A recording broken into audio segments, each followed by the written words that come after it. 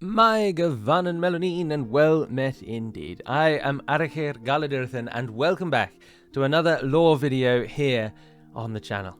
Today we're going to talk about something we have discussed before, but hopefully now in far, far better quality, and that is Sauron. Now, as with all lore videos that I've done on the channel, there's not too much to see, but hopefully you will enjoy listening to the story of Sauron and the various actions and deeds that shaped the creature and helped shape Middle-earth itself as the primary antagonist for most of Middle-earth's history. If you have any questions at all, please post them in the comments down below, and if there's anything else you would like to see in these videos, then please do let me know. But hopefully you'll enjoy as we recount the story of Sauron. Gor-Thaur, Myron, Ziegler, Anatar. A being of many names, but most fans of the Lord of the Rings motion pictures would simply know him as Sauron, the evil suit of armor whose purpose is to give the story a villain. The ever-present threat to the Fellowship and the Free Peoples, but little more than the story's boogeyman. But how wrong that is. Sauron is so much more than the lidless eye and the creator of the rings, and he was not always evil.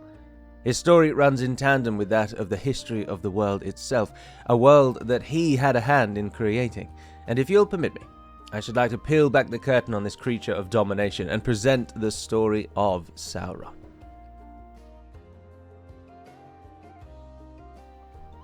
You may think of Sauron as a man, albeit of great height, or perhaps an elf, but neither is correct.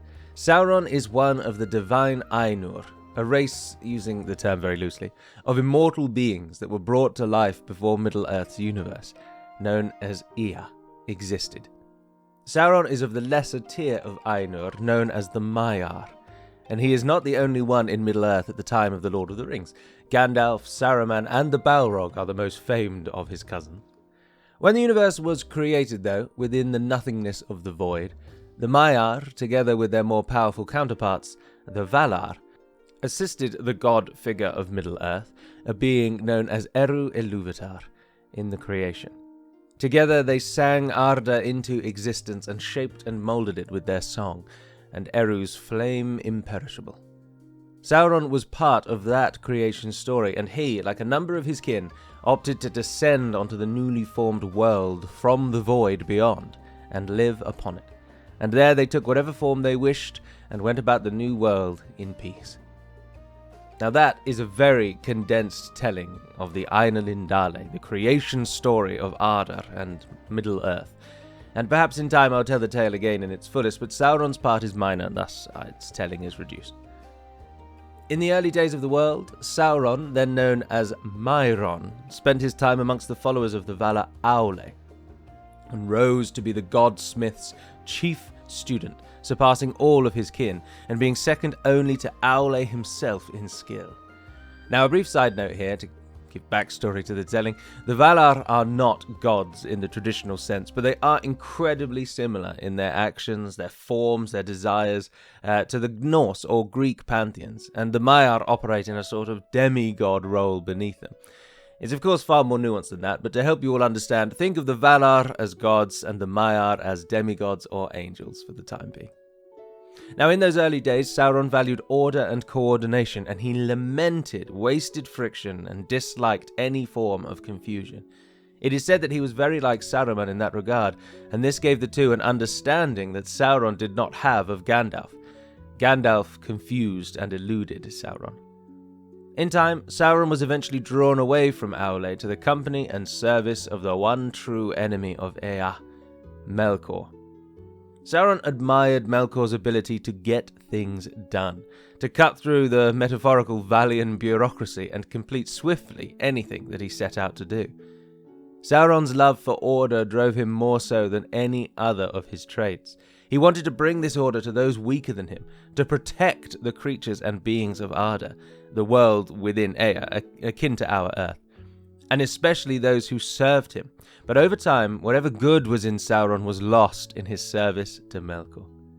His desire for order became absolute, and he, unlike Melkor, eventually sought to rule the known world to bring his own vision to the chaos of the place.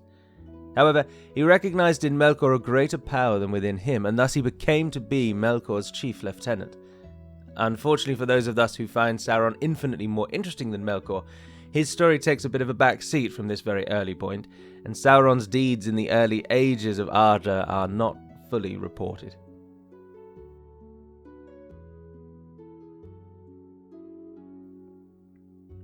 Sauron returns to the pages of history, though, with the construction of Angband in the north of Beleriand, long before the awakening of elves and men, a time when the world is in darkness. The two lamps have been felled by Melkor, and only the small land of Aman is blessed with the light of the two trees.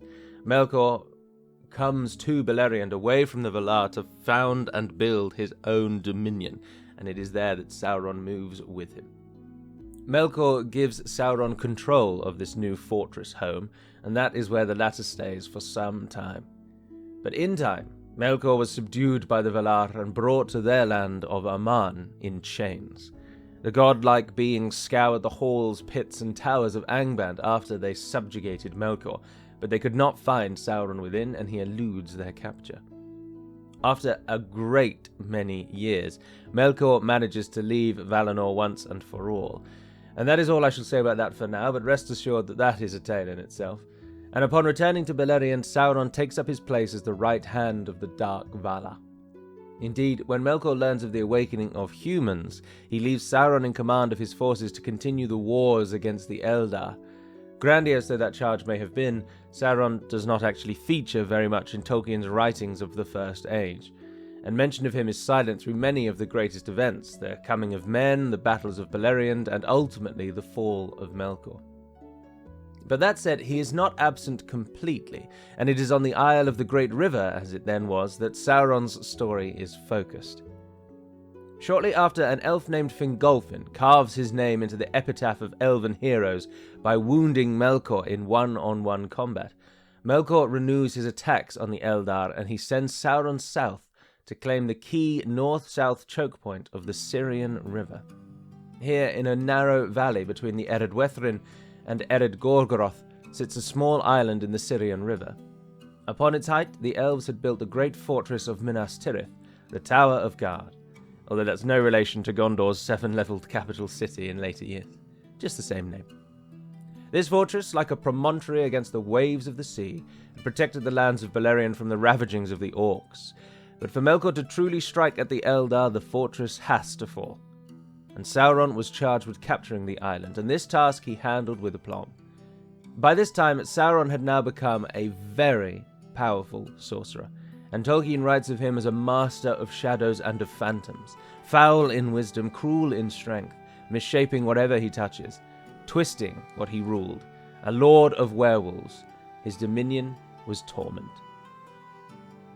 Sauron took the island by force, and a dark cloud of fear fell upon the defenders.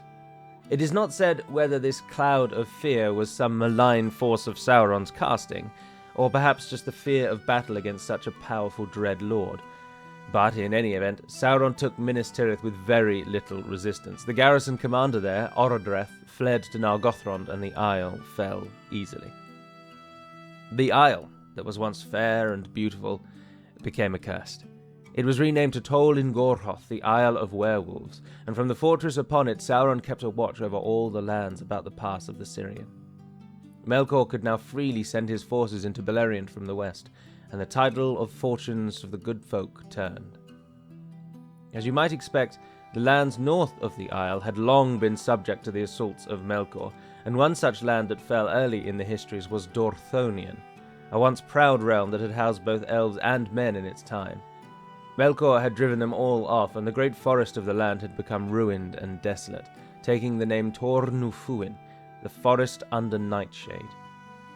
Yet a small company of men, led by the famous Barahir of the House of Beor, remained. Small being the operative word, as only 12 companions stood beside Barahir, and together the 13 men did all they could to disrupt orcish activity in the high lands of Tor-Nufuin. And so successful were they that Melkor's new order to Sauron was to hunt down and end Barahir for good.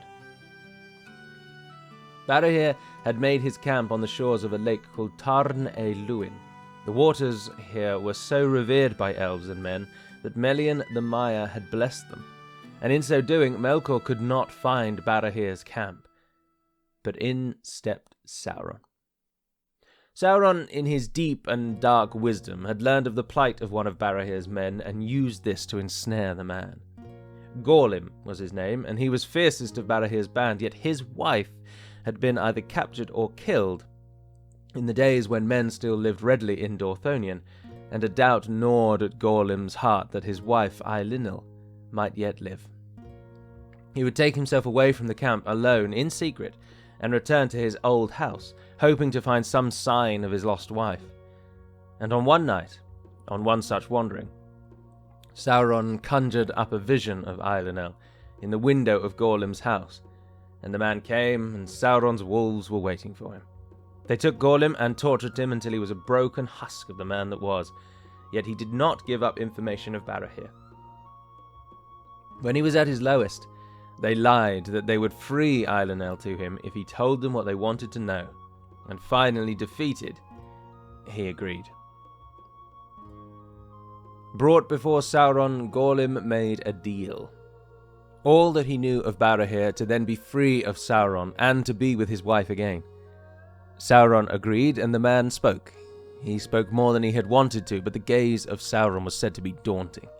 And finally, when all was done, Sauron revealed that Eilunil was dead, but that he would still meet his end of the bargain, and the two could definitely be together again. And as you might expect, he slew Gorlim there and then. In this way, Sauron delivered Barahir to Melkor, yet Beren, the son of Barahir, survived and continued to wander Dorthonion alone for 4 more years, waylaying orcs at every opportunity until he too would cross paths with Sauron the Abhorred. Beren, in proving his hand worthy of the famed Luthien, set out on a quest some years later to retrieve the Silmarils. In so doing, he and Finrod, together with 10 companions, needed to pass through the gap of Ered Wethrin, and past Sauron's watchful eye. They disguised themselves as orcs, but unbeknownst to them, Sauron was quite the bureaucrat himself, and required that all orc parties into and out of the gap must report to him. He had the company brought to him, but the strength of Finrod was great, and the elf duelled Sauron in what's called a battle of song. They strove for victory against one another, but Sauron was the greatest, and their disguises, unfortunately, were undone. Sauron did not know who he had captured, though, and he left them to languish in the dungeons of Tol-in-Gaurhoth on his isle. And one by one, the company was slain by a werewolf there in the dungeons, until only Beren and Finrod remained. Despite the ordeal and the deaths, the two would not betray one another or their purpose. Finally, the wolf came for Beren, and Finrod, summoning the last of his strength, slew the creature to save the young man, and the fight cost him his life, and only Beren remained. It is worth just breaking off and mentioning here at this point that Finrod Felagund was the elven king that actually built this version of Minas Tirith, and so there's some sort of sad poetry to the fact that he also then ended up dying in the dungeons of that place. Returning back to Beren, learning of his plight, Luthien had come to the Isle with the great hound of Valinor named Huan. After the death of Finrod, she began to sing before the bridge to the Isle, and Sauron sent wolves out to kill her. And one by one they were slain by Huan in secret, so Sauron sent the sire of all werewolves, a great beast called Draugluin, to kill the great hound. The fight between the two beasts was long and fierce, but Huan overcame the dreaded monster. Draugluin fled into Minas Tirith and told Sauron of the Hound of Valinor before dying there after succumbing to his wounds. Sauron, in his deep and dark wisdom again, knew well that a prophecy went with Huan, that he could only be killed by the greatest wolf that ever lived. Sauron supposed this to be a werewolf, and in his hubris took the form of the greatest werewolf the world had ever seen, believing he could be the one to end the prophecy. So great was his form that Huan recoiled in fear at first sight, and Luthien was overcome with a dread as Sauron approached. Yet Luthien was brave and very strong, and as she fell to the ground she cast her cloak over Sauron's eyes. The magics within cast a drowsiness over the dread lord, and Huan leapt forth. The two fought viciously, but Sauron was not the wolf of prophecy as he hoped he might, and Huan emerged victorious. with the shape-shifting form of Sauron caught between his jaws. Whatever form Sauron took, the great wolfhound would not let him go. Luthien came to him and gave Sauron a choice: either relinquish control of the Isle to her, or be destroyed, such that his spirit would return to Melkor, where it would endure years of scorn and mockery under the gaze of the more powerful and vengeful of the two Dark Lords. Sauron, fearing Melkor more than any, surrendered, and he was released. He took the form of a great vampire, said to be like a great dark cloud before the moon, and dripping blood from his neck he flew to Tor-Nufuin, and there he dwelt, until the ruin of Beleriand in the War of Wrath. The War of Wrath marked the end of the First Age, and was the cataclysmic destruction of Beleriand, wherein the armies of the Valar fought with the forces of Melkor, until the latter was cast out into the void of nothingness beyond the edge of the universe.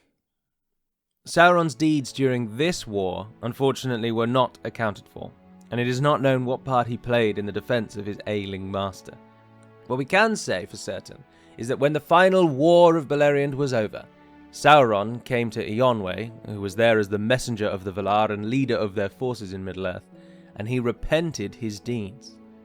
Now, if only out of fear for what had befallen Melkor, Sauron abjured all he had done and begged for forgiveness. But Eonwe could not pardon a fellow Maiar, and so bid Sauron return to Valinor to face the judgment of his betters. Afeared of what would become him, Sauron the abhorred, Sauron the coward, fled into the far reaches of Middle-earth rather than face the mockery and judgment of the Valar.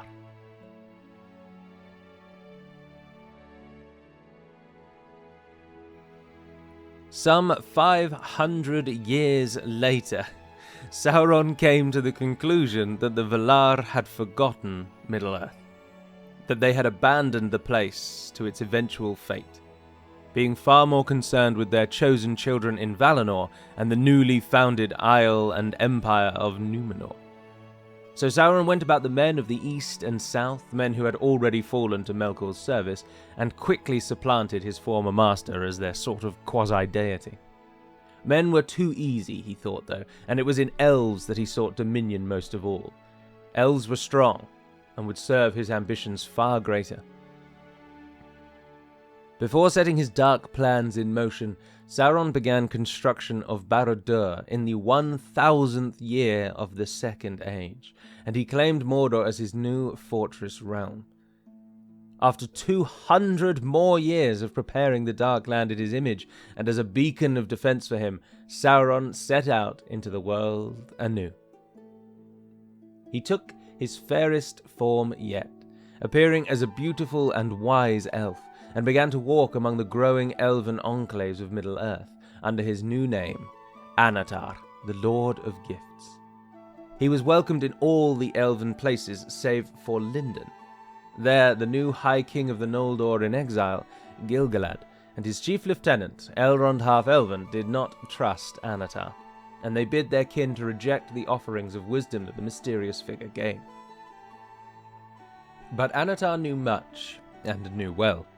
He was as great a teacher as he was a sorcerer, and through him, the once greatest of all of Aule's followers, the elves came to learn a great deal of smithing and crafting.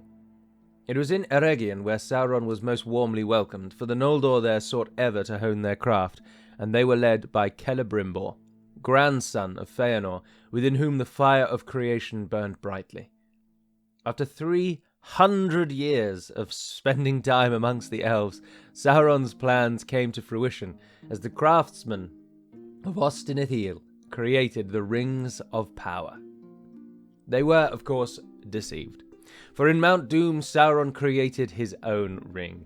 The power of the one was so great that Sauron used this to finish the building of Barad-dûr, a project that had not been completed by his followers in the 600 years previously, and Sauron planned to use the power of his ring to ensnare and enslave the elves, to claim dominion of their minds, but the elves rejected him. When Sauron placed his ring upon his finger, the elven ring-bearers were immediately aware of him and the betrayal he had wrought. They removed their rings and hid them. Sauron then demanded they deliver to him the other rings they had created, for they would not have been able to make such powerful objects if it was not for his knowledge and guidance, and thereby they were rightfully his. The elves rejected his demands, and the war of the elves and Sauron began. Sauron's first true standing as the epitome of evil in Middle-earth after the fall of Melkor. Sauron used his ring to raise the Black Gate across the mouth of Udun and sealed Mordor away for good. He then raised an army, the likes of which hadn't been seen since the days of the First Age, thousands of years prior, and he marched on the elven lands of Eregion and Lindon. Sauron's power was so great that his armies swept away all the elves that mustered before him. He claimed Eregion and destroyed all that stood before him there, and in so doing he captured the other rings of power and put Celebrimbor to death. The dwarves of Khazad-dûm, rather than fight against the odds, as Azaghal had done in the First Age, retreated behind their stone walls and shut themselves off from the world. The remaining elves fled to Lindon, and there they mounted a desperate defence. Sauron marched on, but was unaware of the doom that now sailed towards him. Gil-galad had sent messengers to Numenor and beseeched them for aid, and the great island nation responded with the full force of its might. Their primary force landed at Mithlond, and the two armies combined were able to break free of the siege at the River Lune and push Sauron back into Eriador. They followed the Orc hordes south and delivered another crushing blow to them at the Battle of the Sarn Ford, just south of what is now the Shire. Sauron retreated still further to the crossings of the Gwathlo River, and at Tharbad he dug in, expecting that even the numbers now amassed against him would be hard-pressed to take this easily defensible river crossing. However, Sauron was not aware of the second contingent of Numenor's forces that had landed at the mouth of the Gwathlo and marched upon his army from the rear. Trapped and outnumbered, the armies of Mordor were utterly destroyed, and Sauron fled to Mordor in defeat. His enemies did not have the strength to press him in his nigh unsaleable fortress home, and Sauron had brought such devastation to their own lands that they hadn't a mind to press him even if they could. In Mordor, Sauron rested and waited, but now he had the rings. Once recovered, Sauron began to use the rings as he had always intended. He sent them out to the dwarves and to great men, 3 of which we know were from Numenor itself. One was a man of the east, but the others are unknown. For all his skill and cunning, Sauron, though, had not counted on the stubbornness of dwarves, and his rings had little to no effect on them. They did not fall to his whim nor call him master. It was in men where he saw success, and around 500 years after his defeat at Tharbad, the greatest of his servants finally took shape. The Nazgûl, the Ulairi, the Ringwraiths. Sauron and his 9 wraiths spread his power farther and farther afield, and his armies took on strength once again. More and more human lands fell under his power, and he rose once more as the chief power of Middle-earth. So untouchable and powerful did he now feel that he began to take the name King of Men. But in truth, there was one nation that he did still fear: Numenor. By this time in the Second Age, Numenor's story was reaching its crescendo, and they had long since fallen from grace and had entered into their darkest time. Ar-Pharazôn ruled as their king after usurping the throne, and the Númenóreans were now actively working against the Elves and the Valar. Numenor itself had become a shadow of its former self, and its people lived shorter and shorter lives. There was a great schism between the king's men and the faithful, those who still befriended the elves, and the realm was in turmoil. But, despite all the infighting and barbarism, the strength of Numenor was still unmatched when roused against a single enemy. And the Númenóreans had heard of Sauron's new title, the King of Men, and they were concerned of his army's growing strength and the attacks he had begun upon the coasts of Middle-earth, their domain. The Númenóreans were great seafarers, and they established a number of colonies up and down the coasts of Middle-earth, and they could not abide Sauron's attacks. The attacks offended their pride, and so they sailed for Middle-earth to put an end to Sauron once and for all. They landed at Umbar in the south, and marched out from there for 7 days. The host of Numenor came to a halt atop a hill, and there set their camp. And their king, the infamous Ar-Pharazôn, then sent out word that Sauron come and meet him. Such was the majesty and supremacy of the armies of Numenor that none had dared challenge them on their 7-day march from Umbar, and Sauron, ever cunning and cruel, realized swiftly he could not defeat them by force of arms. However, he knew well of the turmoil of Numenor, and came to an alternative. Sauron obeyed the summons and came to the Númenóreans alone. He walked up to Ar-Pharazôn, the king of Numenor, and knelt before him. Ar-Pharazôn, seeing their great enemy kneeling and standing alone, came to the conclusion that Sauron should be led away from Middle-earth and be held captive on Numenor. And so Sauron was bound and taken back to the Isle of Elena, seemingly as prisoner, but unbeknownst to the Númenóreans, this is exactly what Sauron wanted.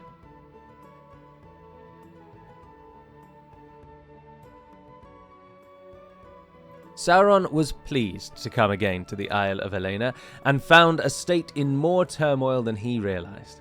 The place became his playground, and using only a modicum of his skill and cunning, he rose from prisoner to chief advisor to the king in the space of only 3 years. Sauron used the Númenóreans' hatred and mistrust against them, and he played their emotions like a fiddler, deftly positioning the faithful against the king's men still further. Sauron was able to convince the king, and by extension the majority of Númenóreans, that Eru Ilúvatar was a phantom, a made-up name created by the Valar to allow them to rule over men. He positioned Melkor as the saviour of all free-thinking peoples, and he bid that they now worship him instead. Ar-Pharazôn did so with relish, in secret at first, but soon very openly. And the people followed their king, with only a small enclave of the faithful, led by a man named Amandil, the father of Elendil, who withstood. Sauron's evils went deeper still, and before long he had Ar-Pharazôn cut down the great white tree of Numenor, named Nimloth the Fair, as it stood as a monument to the Valar and their elven servants. Next, he guided the island into its truly darkest time. Sauron had long preyed on the Númenóreans' fear of death. They longed for the eternal life of their elven cousins, and Sauron gave them the answer in their worship to Melkor. He lied to the Númenóreans, and made them believe that the Dark Lord held the power to grant immortality, and that their worship to him must grow stronger. And as such, they constructed a great temple to Melkor in the very heart of their capital at Armenelos, and inside did terrible things. Dark rituals, torture, and other depraved acts, but worst of all, they began sacrificing other humans in Melkor's name. Sauron was absolutely delighted, and by now was the power behind the throne of Numenor. Under his command, the island nation became tyrannical, and the people of Middle-earth feared them.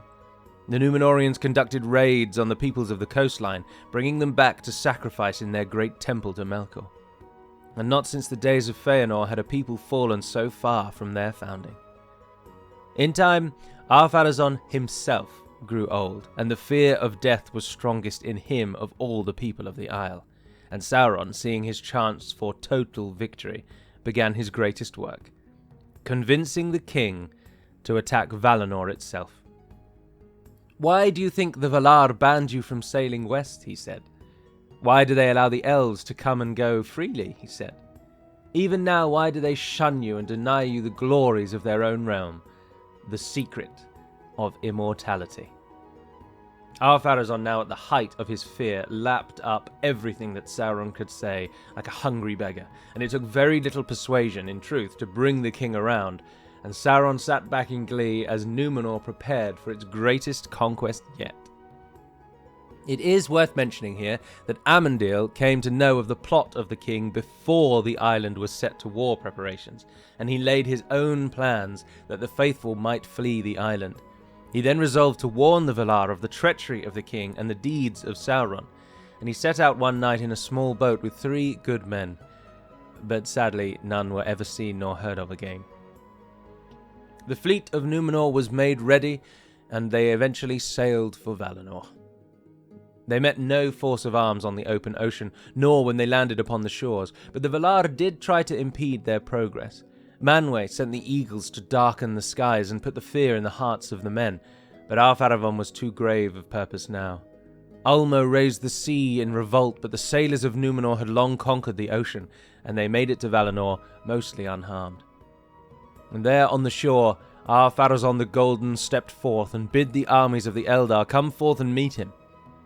Dismayed, Manwë called upon Eru Ilúvatar himself to intervene, and the Almighty did so in a truly terrible fashion. He opened a great chasm beneath the sea that swallowed the entirety of the fleet of Numenor whole. Down into the darkness they fell, to their deaths. But more so than that, the foundations of the island of Numenor itself were broken, and the great Isle of Elena, their land of gift, fell away into the great chasm Eru had made. As for the Golden King, he and the men who had disembarked with him were trapped in a multitude of falling rocks, and about their landing a great cave formed.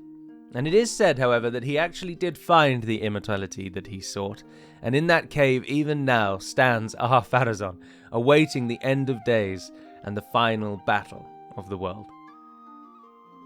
As for Sauron, he had achieved his ultimate victory. He stood atop the heights of Numenor as the island was being destroyed and was sinking around him, and he defied the lightning and the storms that claimed the place. He laughed as he witnessed his works crescendo. His body did perish in the sinking of the island, but as a Maiar his spirit could not be destroyed so easily, and he returned to Mordor with his work achieved.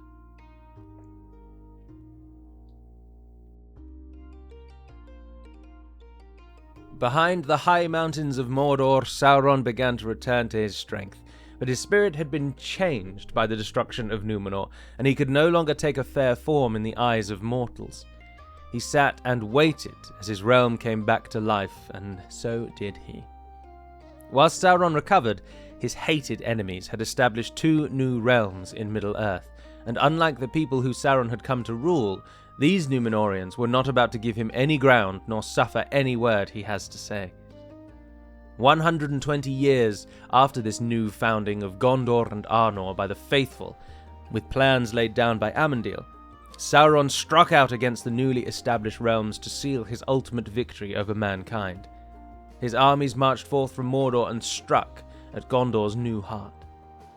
Dismayed, the realms in exile turned to the elves and asked for their help to put Sauron down once and for all. And the last alliance of elves and men was formed, and together the free peoples marched on Mordor. Their assault was successful, and Sauron was forced to meet their armies on the field himself. A bloody battle ensued outside the walls of Barad-dûr, and there Sauron was destroyed again. Elendil, Isildur, and Gil-galad fought hand-to-hand with Sauron in a bitter fight. The 3 were victorious, and Sauron was overcome. In the fight, Isildur cut the ring from Sauron's hand, and the spirit of the great enemy was once again banished from his body. Sauron achieved some small success, however, as both Elendil and Gil-galad were slain by his hand. And Elendil's other son, Anarion, had been killed earlier in the war as well. Sauron's spirit fled Mordor now for the east, and there it dwelt for nigh on 1,000 years, allowing the realms of Arnor and Gondor to grow and prosper in his absence. A watch was set on Mordor, and Middle-earth saw the longest period of peace that the Third Age could register. When Sauron returned to Middle-earth in the year 1000, he did so in secret, and took up residence on the hill of Amun-Lank in Mirkwood. There he built the great fortress of Dol Guldur, the name the hill would take ever after. And he began to test the waters of the world, and spread evil once more. Rumours then began to spread of an unknown evil in southern Mirkwood, and to the wider world Sauron became known as the Necromancer. At this time, none knew nor suspected that he was Sauron, and he was left unchecked to grow in power. And it was not until Gandalf the Grey, newly come from Valinor at the behest of the Valar, grew suspicious of the power of the Necromancer and sought out Dol Guldur himself. Although I say newly come, but Gandalf and the other wise folk of the world did not move on Dol Guldur for 1,000 years after Sauron took up residence there. Gandalf entered Dol Guldur, but Sauron, not yet ready to fully reveal himself or his purpose, fled before the wizard. He returned some 400 years later in the year 2460, and was now as powerful as he could be without the ring, which he had not recovered after it was cut from his hand some 2,400 years ago. Sauron strengthened his base in Dol Guldur for another 400 years, until Gandalf came again. The Grey Wizard snuck into Dol Guldur and met Thrain, the dying dwarf king, who confirmed that the Necromancer was indeed Sauron, as Gandalf had feared. The White Council resolved to attack Sauron, but the Dark Lord, expecting such a move, had fled the fortress back to Mordor. And 1 year later, in the year 2951 of the Third Age, he revealed himself openly to the world and began his campaign to dominate the remaining realms.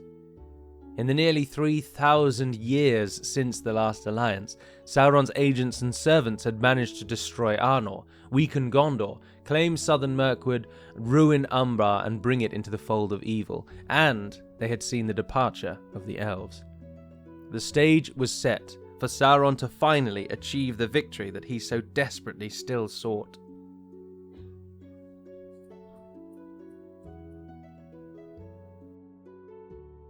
The deeds of Sauron throughout the War of the Ring are well documented, well known, and mostly the deeds of others. Sauron's direct actions during the waning years of the Third Age are actually few and far between. Now, of course, he ultimately orchestrated the war from the side of evil, but Sauron, as we know, did not take part in any of the battles of the late Third Age, and only personally interfered in the wider world on a few occasions. His chief personal actions during the War of the Ring are threefold: his dealings with Saruman, his dealings with Denethor, and his own destruction. Starting with Saruman, Sauron spoke with him through the Palantir and used the new wizard's vanity and desire for glory to his own ends. Now again, I've said new, but at this point Saruman has been here for nearly 2,000 years. Now, Saruman thought himself strong and cunning, and had hoped to actually best Sauron after their combined victory. Saruman himself had come to want the same power that Sauron wielded, but he was no match for the Dark Lord. In truth, Saruman proved to be no match for the Free Peoples either, and Sauron's power ended up not being challenged. Denethor had first come to use the Arnor stone housed in Minas Tirith sometime in the early years of his stewardship. Denethor was proud and very strong-willed, and he had that which Sauron did not, a legitimacy over the Palantir. Denethor was able to resist the draining power of the Seeing Stone for many years, and he grew very wise. He used the knowledge he gained to strengthen Gondor to such a degree that when Sauron unleashed his armies on Osgiliath, he found the place far better defended than he ever expected. Sauron did of course discover Denethor's use of the stone, but he could not monitor his own stone all of the time, and he would not permit any others its use. Not only for his own fears and vanity, but also because he did not believe any could wrestle with the strength of Saruman, nor even that of Denethor. And despite this, though, Sauron was able to use his power through his own stone to eventually weaken Denethor, and bring the mind of the once proud man crashing down. It should be stated, though, that it was not Sauron's direct control over Denethor that saw the stewards fall, but rather the power Denethor had to exert to not fall to Sauron that ultimately brought him down. In short, despite the lies of Peter Jackson's films, Denethor was one of the strongest men in the late Third Age, and his actions laid the groundwork for Gondor's ultimate victory. And Sauron's last action in the Tale of the Years was his demise. His armies were defeated at the Battle of the Pelennor Fields, but he had severely weakened the Free Peoples, and he had kept back a large force of orcs in Mordor. He now planned to attack again, but was caught off guard by the preemptive strike at the Black Gate. He massed his armies, and his attention was drawn to the defense of his borders. Sauron did not think in his wildest dreams that the One Ring was currently making its way through Mordor up the slopes of Orodruin and to the very crack of Doom itself. Gollum, of course, fell with the ring into the fires of Mount Doom, and there the power of the ring was undone. Sauron's bodily form was again destroyed, and his spirit took the form of a vast cloud erupting from the heights of Barad-dûr and covering the sky in darkness. But at this moment a great wind from the west came and dispersed the great shadow, and Sauron was cast out into the void, never to trouble the world again. To my mind, it is this lack of visibility throughout the events of The Lord of the Rings that leave many to see Sauron as a simple villain, placed in the story to create a villain. But as we've now seen, Sauron had actually been the chief antagonist to the peoples of Middle-earth and beyond for thousands and thousands of years, and arguably he was able to wrought the same amount of death and destruction as Melkor achieved in his own time. What began as a quest for Sauron for order amongst the chaos, and imposing a rigidity to life's comings and goings, eventually warped into a desire for absolute dominion. A desire that in the end cost him everything. And there we have it. Sauron's story from start to finish, to his ultimate demise, not including, of course, the Dagor-Dagorath, as there isn't really anything to say about that. But Sauron shaped Middle-earth much through his deeds and his actions, though evil though they were. The story would have been nothing without him. And Sauron, I personally think, is far, far more interesting than Melkor. But each to their own in that, I suppose. Now, as I said at the beginning, please do let me know if there's any other video types you'd like to see, or if you have any questions on Sauron, do let me know in the comments down below. But until we speak again, dear friends, Navair Naden Perimad Melodin, and farewell.